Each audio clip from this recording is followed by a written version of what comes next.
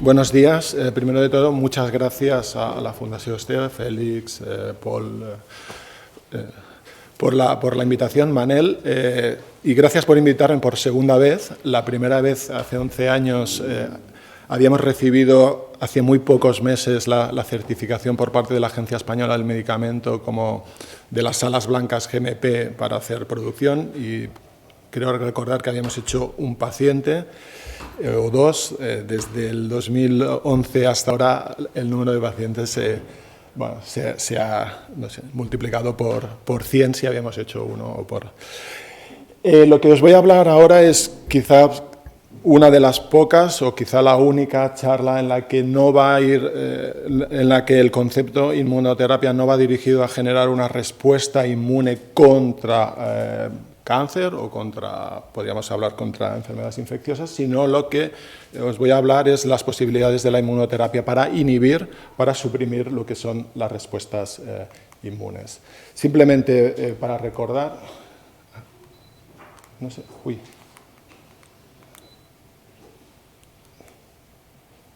es muy flojito, va, pero es muy flojito. Bueno. ¿Te puedes mover?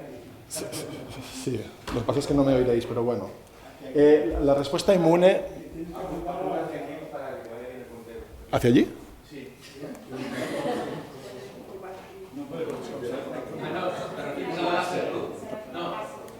Se refiere al láser. Les digo, para allí no sé. Bueno, es igual, si no lo indico. La respuesta inmune se basa en un tipo de células, en células presentadoras de antígeno, y de los diferentes tipos de células presentadoras de antígeno, una de ellas son las que se denominan células dendríticas. Estas células, distribuidas por tejidos periféricos, por las mucosas, en la dermis, o patrullando en circulación, su función es básicamente detectar y fagocitar cualquier partícula que se extraña. Cualquier partícula, me refiero a virus, bacterias, hongos, células apoptóticas o incluso células tumorales. Estas células dendríticas lo que hacen es degradar este componente hasta estructuras peptídicas de 10, 12, hasta 15 aminoácidos y presentarlo a linfocitos T inmaduros. Dependiendo del contexto en el que esta interacción entre las células dendríticas y los linfocitos T tiene lugar, se generan todo el tipo de respuestas inmunitarias, que van desde las respuestas inflamatorias, efectoras o células de memoria, células citotóxicas, pero también participan en lo que son la inducción de células reguladoras. Aquí lo que vamos a centrarnos es en estos componentes, que son en la interacción de células dendríticas y los péptidos asociados a esta interacción y las células reguladoras. Estos tres elementos clave están directamente implicados en lo que es la inducción de tolerancia. Si nos centramos en las células reguladoras, se denominan células reguladoras a dos tipos celulares, unas que son naturales, que son aquellas células que ya se generan en el desarrollo tímico. Cuando los linfocitos T maduran en el timo, se generan unas poblaciones que son caracterizadas por este factor de transcripción, que es el FOXP3, y estas células naturales las encontramos en circulación.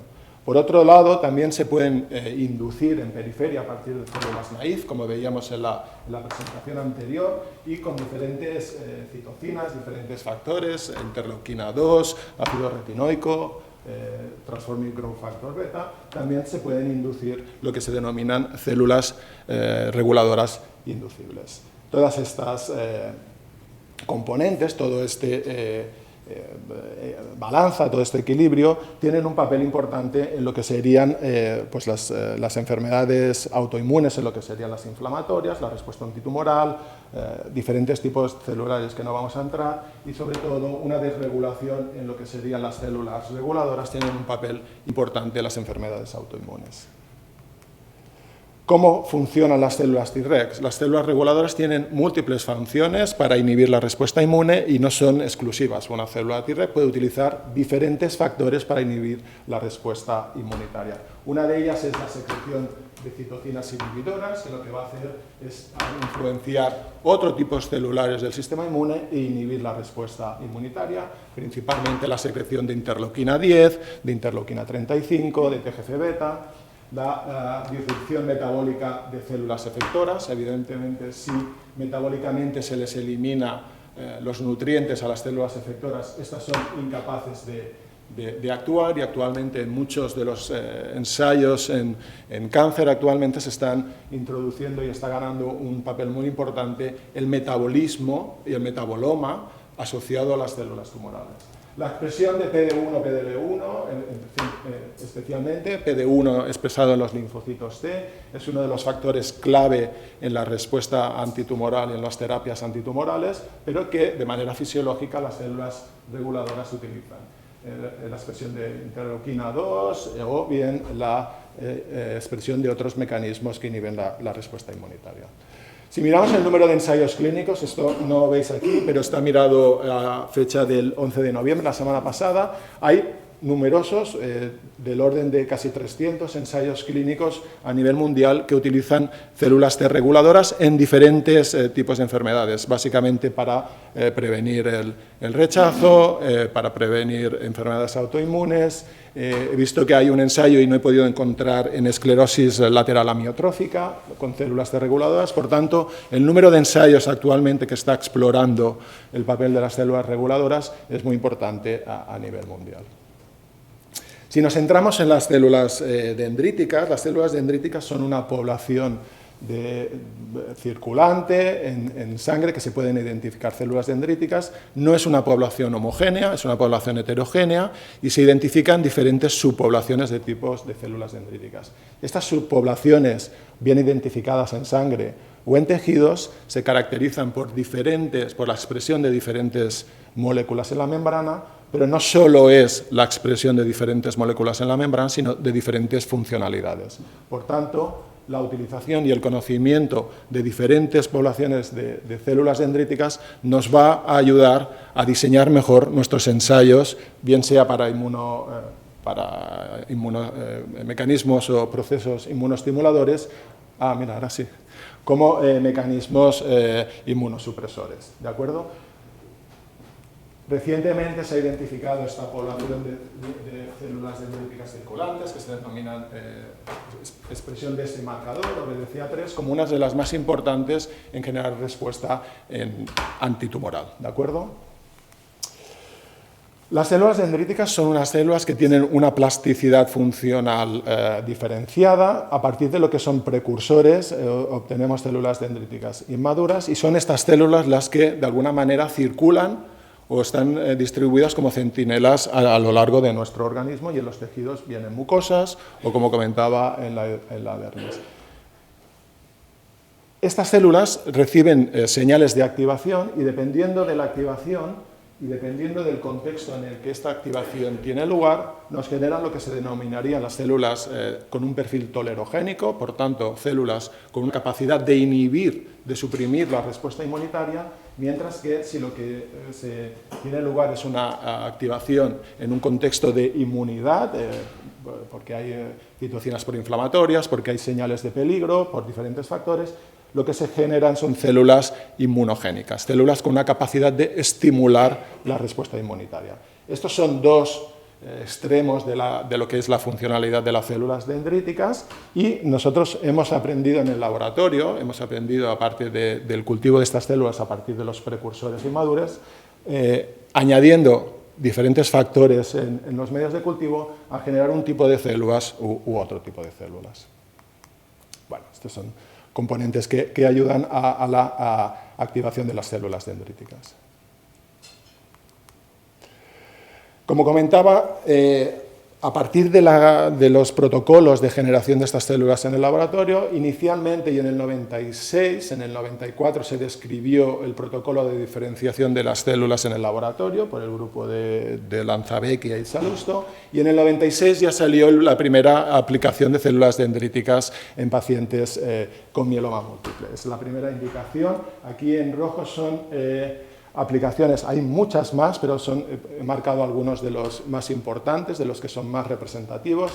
En el 2010 la FDA aprobó la primera terapia celular aprobada por la FDA del sipuleucel, aunque posteriormente pues, ha habido bastantes críticas sobre su utilización.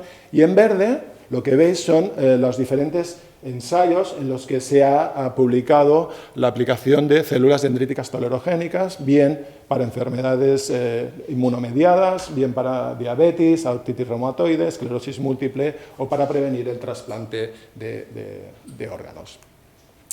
Por tanto, aquí no me voy a centrar en la parte inmunogénica, ya lo hará Juanjo en la siguiente presentación, pero se han utilizado y se han evaluado la capacidad clínica de estas células tanto en cáncer como en situaciones de autoinmunidad o bien de procesos inmunomediados. Actualmente, en cáncer han vuelto a ganar interés la aplicación de células dendríticas, siempre hay como una ola pues está de moda, ahora no está de moda, ahora funcionan, ahora no funcionan.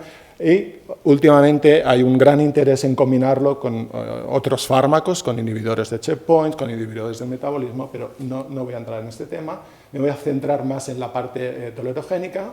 Y nosotros, como un ejemplo, llevamos a cabo 2 ensayos clínicos. El primero de todos, que es el que os comentaba que en el 2011 empezamos con la acreditación, justo en las primeras jornadas de la Fundación Esteva, y aquí lo que hicimos fue generar células dendríticas que habíamos puesto a punto en el laboratorio en pacientes con enfermedad de Crohn. La primera indicación fue una administración intraperitoneal, se incluyeron 9 pacientes, de 12 que deberían ser el ensayo, y esto constituyó una aproximación de que la primera aplicación de estas células en pacientes eran seguras, que es una de las primeros aspectos que la agencia regulatoria te pide cuando haces un ensayo de fase 1.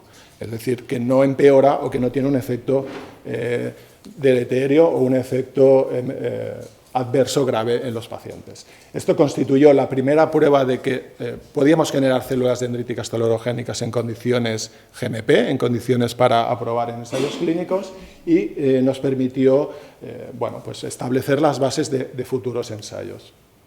¿Lo he apagado yo? Una segunda fase del estudio fue, bueno, no estábamos bien convencidos de la ruta de administración, aunque, bueno, inicialmente no teníamos en qué basarnos y decidimos explorar otra ruta de administración, una vía alternativa más que la intraperitoneal, porque no estábamos bien seguros de dónde iban a ir las células, y hicimos una segunda fase del estudio en el que lo que queríamos hacer era inyectar las células directamente en la lesión. La experiencia del grupo era que otros fármacos se administraban intralesionalmente, directamente en las lesiones, y la agencia nos aceptó esta segunda fase del estudio en la que las células se iban a administrar directamente en las lesiones de los pacientes. Aquí tenéis, no sé si puedo ponerlo, un vídeo de cómo se realiza. Este es un ejemplo de un paciente en el cual, mediante colonoscopia, desde fuera, son capaces, yo no, son capaces los endoscopistas de directamente localizar las lesiones. Aquí veis una úlcera sangrante, cómo realmente son capaces de administrar. Esta es una administración intralesional de células dendríticas directamente en lo que son la base de la lesión, con el objetivo de inhibir la respuesta inmune que había inflamatoria inespecífica que había en las lesiones de estos pacientes. Bueno, el vídeo continúa porque hay múltiples administraciones, se controla el volumen y aquí veis realmente cómo no hubieron ningunos efectos adversos, no hubieron nada asociado a lo que es la administración de estas células.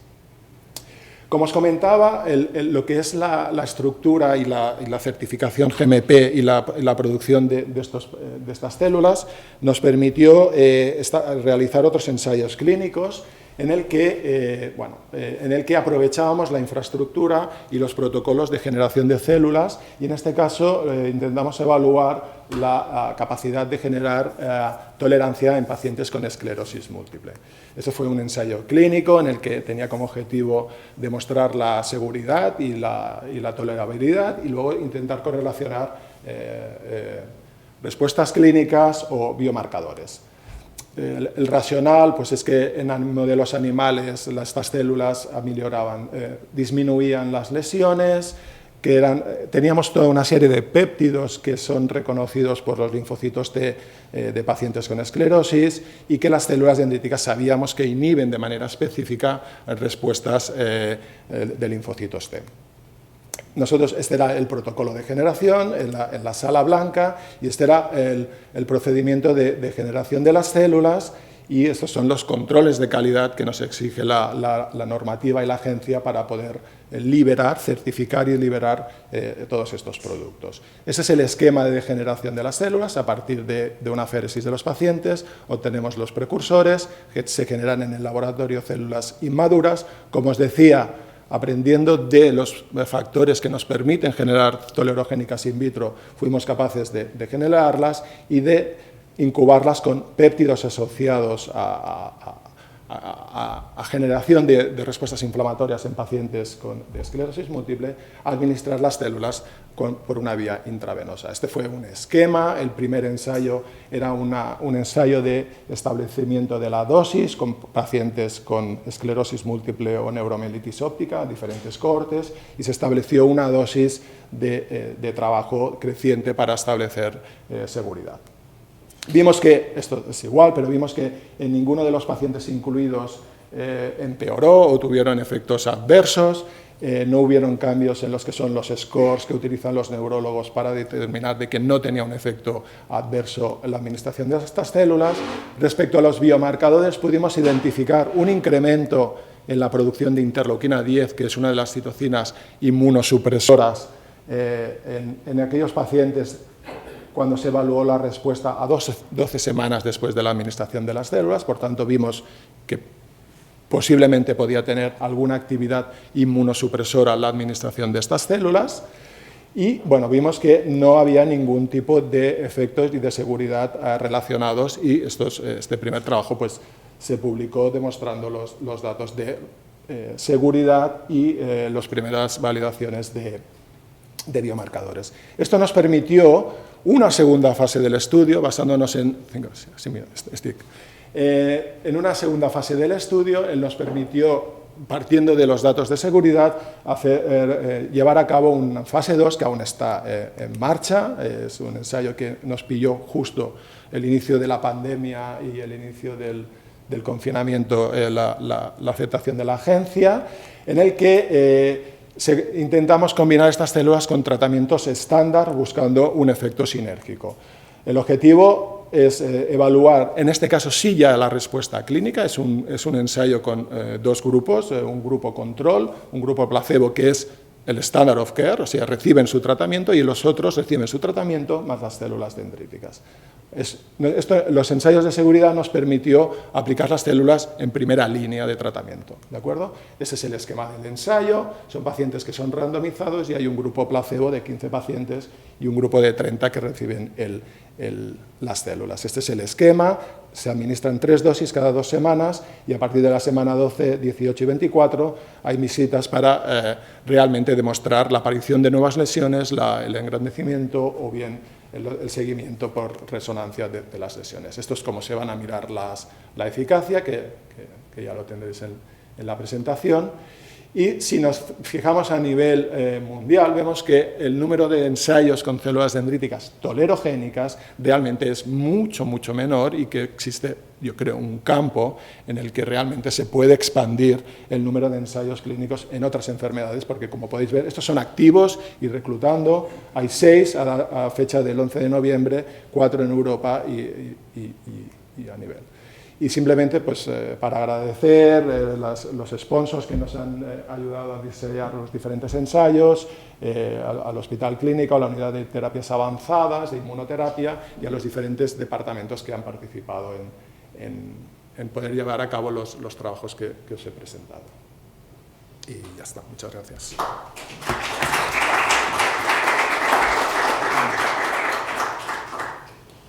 Bueno, pues sería el momento de las preguntas. No sé si queréis hacer algún comentario ahora, los que estáis aquí. No.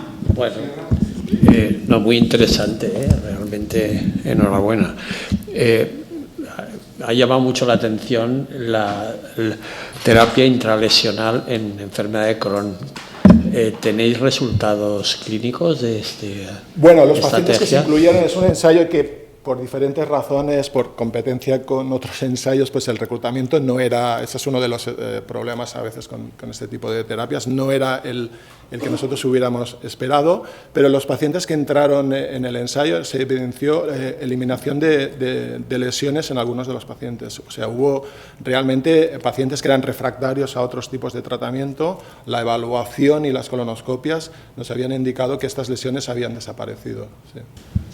Claro, porque esto parece más bien un tratamiento de urgencia de una lesión grande que sangra, ¿no? Pero el Crohn puede hacer lesiones en diferentes localizaciones. Entonces, claro, ¿cuál es la persistencia de estas células dendríticas en el cuerpo para poder prevenir aparición de lesiones a distancia?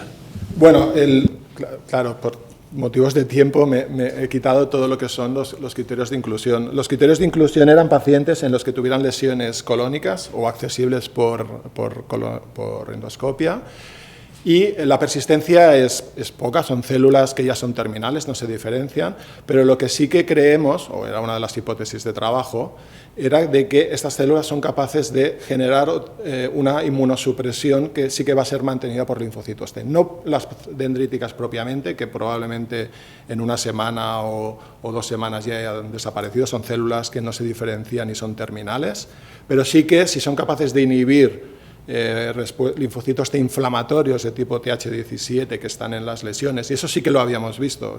Nosotros extraíamos lesiones de pacientes con Crohn y veíamos que en contacto con las dendríticas tolerogénicas esos linfocitos producían interleuquina 10 y dejaban de producir interferón gamma y IL-17. Pensamos que es el efecto en los linfocitos T lo que se podría mantener, pero no se incluyeron pacientes con enfermedades extra más fuera de lo que es el sistema digestivo. Y luego sí que había un protocolo de diseño de administraciones en 5 lesiones que el endoscopista escogía a su criterio para, pues, enfocando la gravedad y en los diferentes segmentos del colon.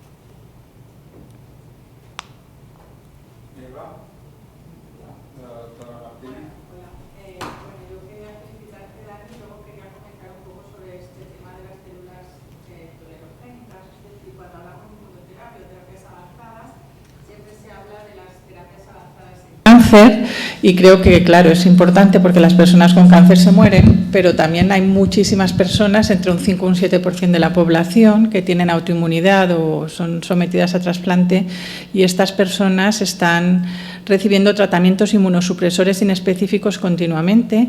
Hay muchísimos tratamientos. Estas personas, como no se mueren, pues están toda su vida recibiendo estos tratamientos, no se mueren de la enfermedad, pero se mueren de los efectos adversos, ¿no? O disminuye su calidad de vida porque aumenta mucho la incidencia de cáncer e infecciones. Me llama mucho la atención, me ha gustado mucho ese mapa que has puesto para ver lo de las células tolerogénicas o de las terapias inductoras de tolerancia, más que células tolerogénicas en autoinmunidad y trasplante, porque hay mucha diferencia respecto a cáncer, y a mí me gustaría un poco que reflexionásemos sobre eso, porque también, ¿cuál es la diferencia? La diferencia es que los pacientes con enfermedades inflamatorias no se mueren y los pacientes con cáncer sí, y entonces se aceptan mucho más el poder utilizar estas terapias en pacientes con cáncer que en pacientes con autoinmunidad y trasplante. El tema de los antígenos es relativo porque tampoco se tiene tanto conocimiento en muchos casos de los antígenos en cáncer. O sea, yo creo que es un tema del tipo de paciente al que va dirigido esto. Y también mucho una cosa que no ha comentado el doctor Benítez, pero que sí que es una realidad. Bueno, él ya lo ha dicho. Hay muchos ensayos clínicos patrocinados por la industria que se dan terapias inespecíficas y que pues, a los pacientes les impide poder entrar en ensayos clínicos más de terapias celulares o terapias avanzadas. Yo solo quiero hacer una reflexión. Los tratamientos actuales en autoinmunidad y trasplante no curan. No hay ningún tratamiento actualmente que frene el curso de la enfermedad. Por lo tanto, es importantísimo poder aplicar también terapias avanzadas en este campo. Ahora, por seguir un poco el hilo, ¿no? Que cuando lo decía el doctor Sierra ya yo creo que apuntaba eso. Yo creo que para la conclusión, uno de los problemas que tenemos, que los casos nos ha cambiado y nos ha hecho estar muy contentos, es que en las fases 1 de seguridad demostrábamos eficacia y ahí hemos podido continuar más fácilmente, conseguir financiación para las fases 2 y tal. Yo creo que lo que estáis diciendo los dos, y Dani está planteando, es que con estas pruebas de resultados prometedores con N de pacientes muy pequeños, la gran dificultad ha sido poder continuar con ensayos con más pacientes, reclutando pacientes y financiar esos ensayos, porque incluso los organismos financiadores pues, han dado prioridad pues, al cáncer, a las enfermedades hematológicas por el impacto y aquellos tratamientos que en las fases 1 ya estábamos demostrando unas pruebas de eficacia que eran muy prometedores. Pero yo creo que estáis diciendo algo que es muy interesante porque tenemos ahí una laguna de trabajo hecho que no estamos estirando suficiente de la cuerda. Simplemente añadir esto.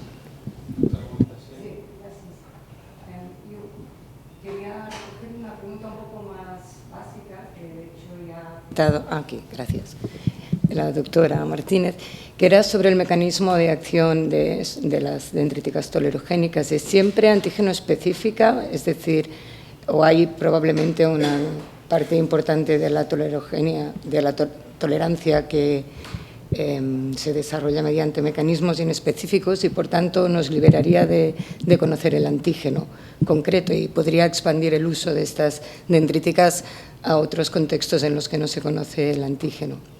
Bueno, este es uno de los principios que nosotros utilizamos en el ensayo con la enfermedad de Crohn. Pero no es que fuera...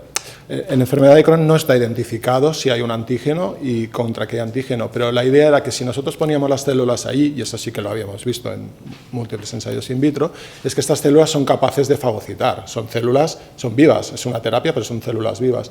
Y entonces lo que pensábamos es que ellas solas iban a fagocitar en el contexto de una lesión aquellos microorganismos, sean bacterias o sean hongos o lo que estuviera desencadenando la reacción inflamatoria local y generar tolerancia antígeno específico, pero no conocido por nosotros, o sea, inespecífico porque no lo conocemos, pero que de alguna manera ellas hicieron como un self-service, ellas mismas, en lugar de añadirles unos péptidos bien descritos o bien neoantígenos en cáncer conocidos, es que ellas mismas, en el contexto de un sitio en donde hay una inflamación y en el contexto donde seguramente está el componente que está generando la inflamación, puedan generar la respuesta.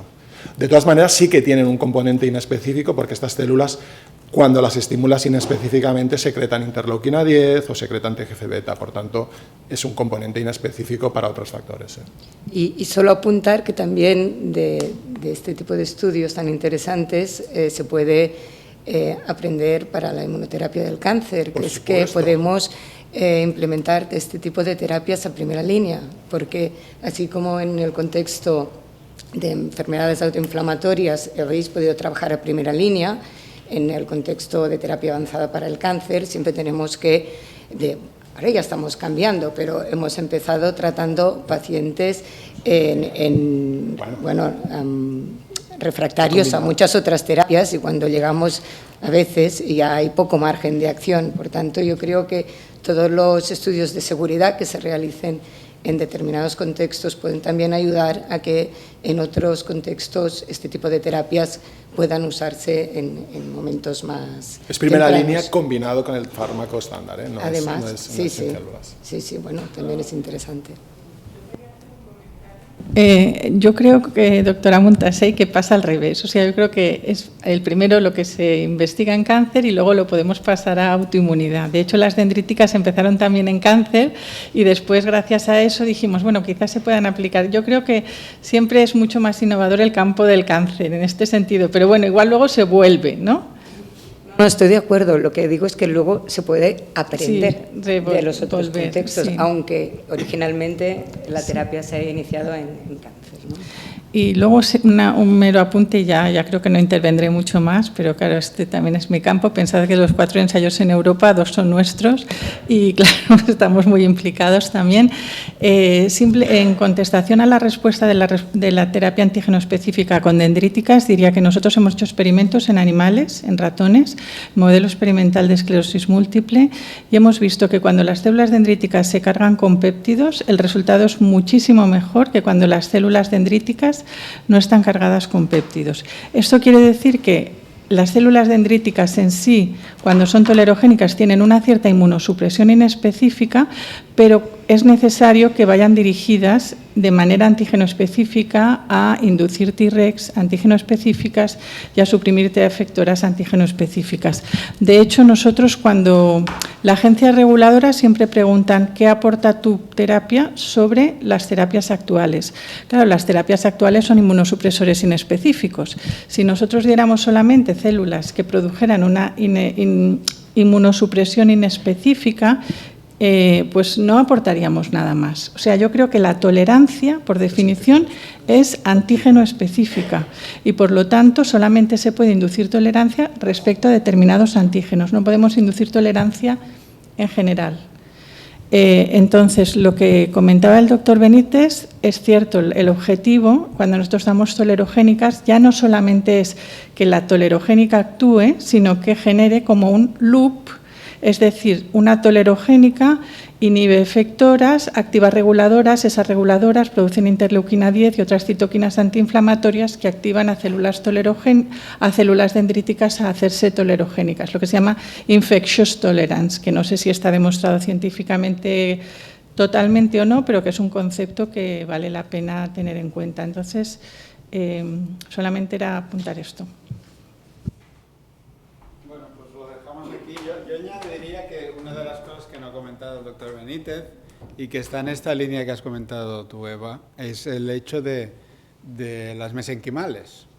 Justo el cambio, la utilización de células mesenquimales con capacidades tolerogénicas que diríamos que casi está más extendida que la utilización de las propias células dendríticas buscando tolerancia, sobre todo en trasplante, se basa en que no hay especificidad. Y justo la gran ventaja de estas propuestas, tanto de células dendríticas como potencialmente las células Tregs, es que pueden dar un impulso específico a la respuesta y con una capacidad de persistencia que nunca tendrán las células mesenquimales, que se tienen que seguir dando durante el tiempo, a pesar de que siguen siendo quizás, creo, la apuesta principal en terapias avanzadas que tenemos en nuestro país, estas células mesenquimales que, por otro lado, tiene toda la dificultad añadida de no saber muy bien cómo caracterizarlas, sino que se caracterizan por lo que no son y se utilizan como terapia global. Pero en cualquier caso, son potenciales opciones para tratar todo esto y que obviamente tenemos como dificultad principal en enfermedades autoinmunes, y creo que quizás el punto más agudo que se puede dar en las enfermedades por trasplante de rechazo pueden ser las dos herramientas, esta última más fácil para llegar a tener opciones terapéuticas de uso de esto.